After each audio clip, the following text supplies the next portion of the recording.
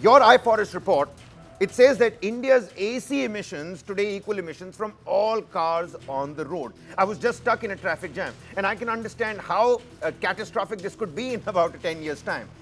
That's a shocking comparison. How did the report get to this comparison?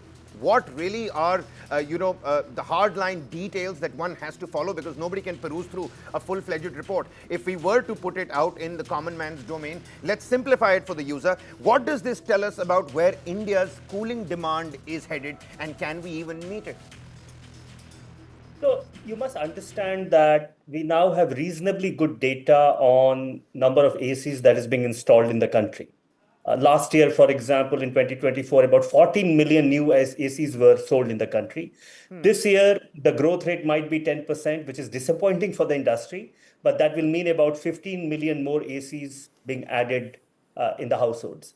So post-COVID, there has been an exponential increase in air conditioning because of multiple factors. Heat wave is certainly one of the most important factors, but you also have rising affordability, which is good for the country. We want our people to have money, better life, urbanization. So a combination of urbanization, rising affordability, and most importantly, heat wave is fueling air conditioning demand. Simply because people find air conditioning as an easy solution, a plug and play solution, while there are other solutions which is not being promoted in the market.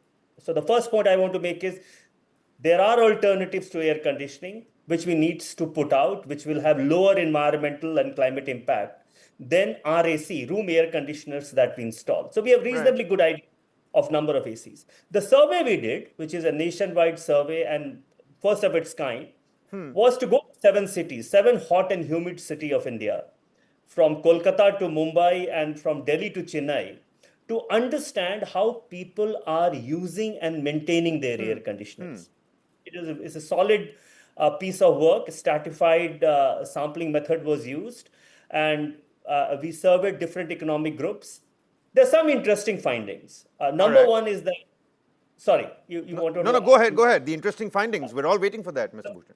Some very interesting finding. Number one, that the general assumption that people with AC owning households have multiple AC is not true.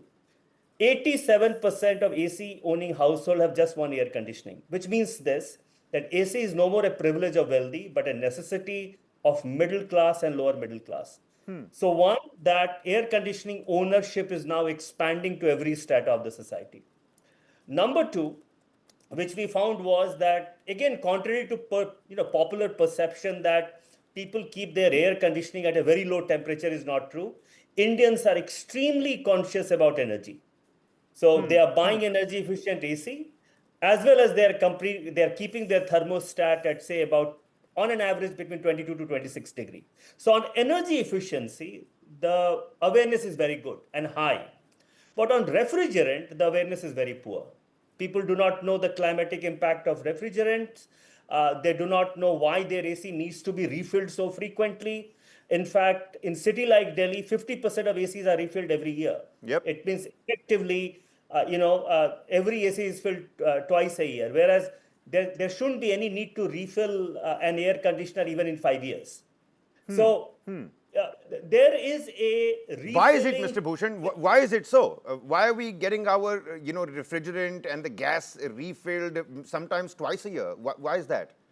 Multiple factors. One is quality of air conditioning and installation. Number two is quality of servicing personnel. Number three is lower awareness of consumer whether their AC needs to be refilled or not. Okay, so a combination of factor, and number four, no one is responsible.